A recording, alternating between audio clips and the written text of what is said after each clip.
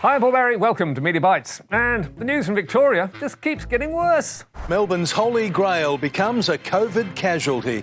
The AFL anoints the Gabba to host a historic nighttime grand final. Can you believe it? Poor old Melbourne.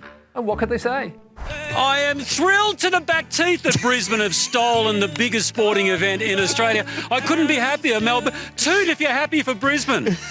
Nothing. And the ABC's Catherine Murphy was just as unhappy. It's sports Armageddon here in Melbourne. We have nothing left. But how did the deal even get done with Victorians banned from Queensland? 12 hours before the announcement, armed with this snap from the airport, Sky's Paul Murray was kicking up a storm. Could somebody please explain to me why the boss of the AFL is allowed to go from Melbourne to Brisbane in a day with his family with no quarantine whatsoever? Yep, those bloody elites, just flouting the rules. I don't assume he was isolating for 14 days. If he was, I'll apologise. But I doubt it. So, how did Gillen kick off his Gold Coast press conference?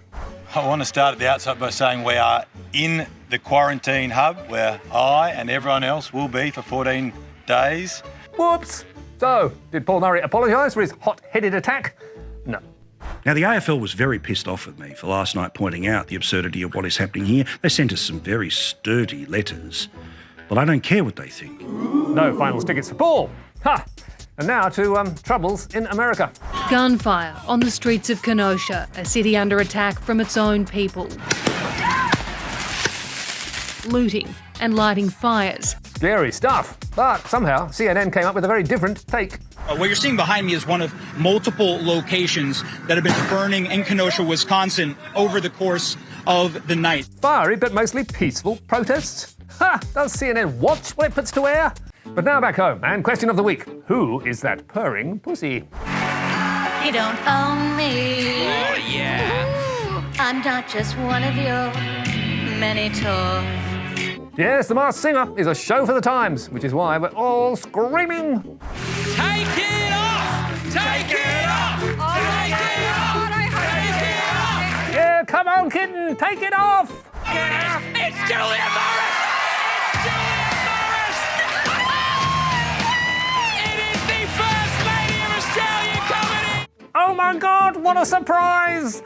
But not if you were listening to Radio 2GB a day earlier when the show's costume designer let the cat out of the bag. Were you told that it is Julia Morris would be on the show and you would design the pink kitten for her? Because it's Julia Morris, isn't it? Yeah, it was Julia Morris. Whoops! Tim, what were you thinking? No wonder 2GB edited that out of the podcast. But now to the Sunday Herald Sun, which is stalking naughty sun lovers at Ocean Grove, claiming they were more focused on sun than social distancing. But were they? Not according to photographer Sarah Walker, who was also at Ocean Grove that day, and who took these pics without a telephoto lens to show the beach crowds weren't nearly as frightening as the Hun's front page made out. And what about Sydney, where beach lovers were also hitting the sand? It's Bondi. Today, in winter, heaving with people. Leading Nine's Mark Burrows to ask, was it all a COVID fail? The answer? No. The pictures can be deceptive. Crowded from a ground shot, same beach from the air, and most were well spaced. So when it comes to crowds and COVID, beware the long lens. Chances are it's not as shocking as it seems. And finally to the Queensland election, which is still 2 months away, but they're so excited at the Townsville Bulletin, it might as well be tomorrow. Reporting on local crime, the paper says the 1,483 break-ins in the last 6 months coincided with the 1,483 minutes until the state election on October 31. Whoops! Should be, hours, not minutes, I think. But always easy to get the big and little hands confused. And we'll be back with Media Watch 9:15 on the ABC Monday night. Also, iView social media. Don't miss it.